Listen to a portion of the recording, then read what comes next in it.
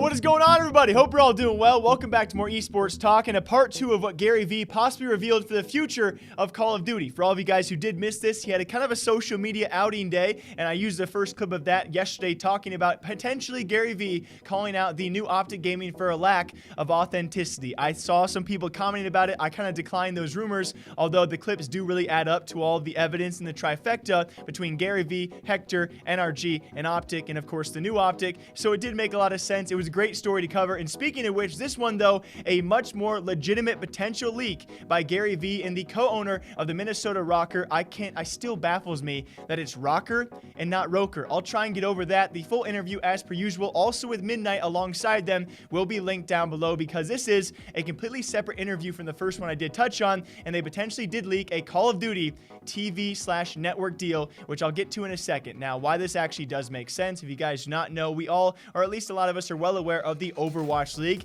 And if for other of you guys who further do not know about this, they actually did sign, even this early on in their franchise league system, they have signed a multi-year deal with ABC, which does also include ESPN alongside Disney Channel, that being Disney XD, for broadcast of the franchise league and those Overwatch League matches, which, as you can imagine, is an instant boost and advantage over many other games out there that don't have access to that wide array of a worldwide audience. It's an instant improvement, and a lot of people out there are very well aware that Call of Duty probably needs this same exact help. And here is why it makes even further sense, besides Gary Vee and now a co-owner speaking about it in a very weird way. It just makes sense, right? Activision, Blizzard, Overwatch, Activision, fill in the blank. Call of Duty. If Activision Blizzard can approach ABC, get on ESPN, and of course Disney XD, can Call of Duty do the same thing? Here's what Gary Vee and a co-owner of a Call of Duty League team had to say about it. Listen closely, because the way they talk about it seems a bit off. These kids are going to be playing with a totally different eyes on them. Yeah, they're going to be. I mean, I don't know.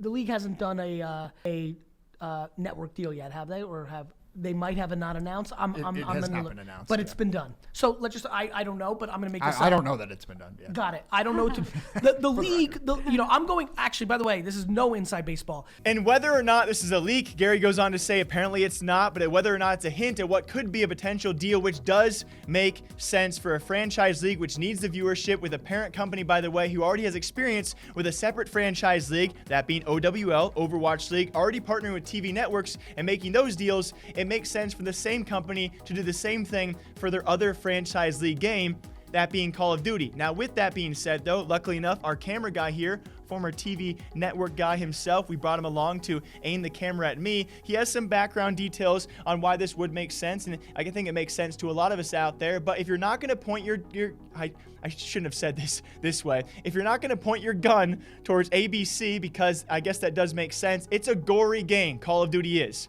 And that's why immediately when you think of gory game, violence, bloody guns, especially given the current time in America we've had over the past 2 years with gun violence, you don't think Disney XD is probably going to be playing Call of Duty events on their channels.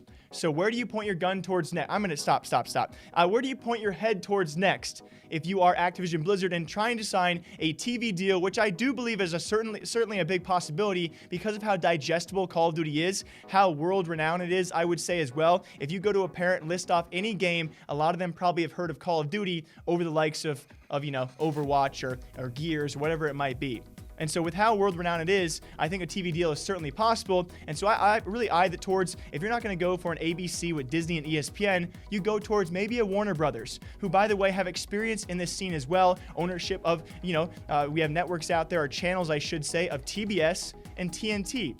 By the way, Turner and TBS have actually already had these kind of things, these gory games on with, I believe, fighting games. Alongside that, Turner Television, also under that same umbrella, worked with E-League, aka CSGO, on a TV deal. So whether or not this was leaked by the Rokkr or Gary Vee itself, it does make sense. And I asked the question, I pass it on to all of you guys. Do you think Call of Duty League for its first season gets a TV deal? I think the obvious question as well, the obvious answer to this next question is, does it need it? Certainly so. Viewership is already going to be on a much lower low than that of Overwatch or League of Legends or CSGO or many other games out there that are either approaching the franchise model, already have that model in place. And we're going to see how Call of Duty numbers do if they can land a TV deal. Until next time, I hope you guys all enjoy breaking down Call of Duty esports gaming news here every single day, all day long. If you have a story for me, the comments are open. My DMs are open. Okay, See you guys next time.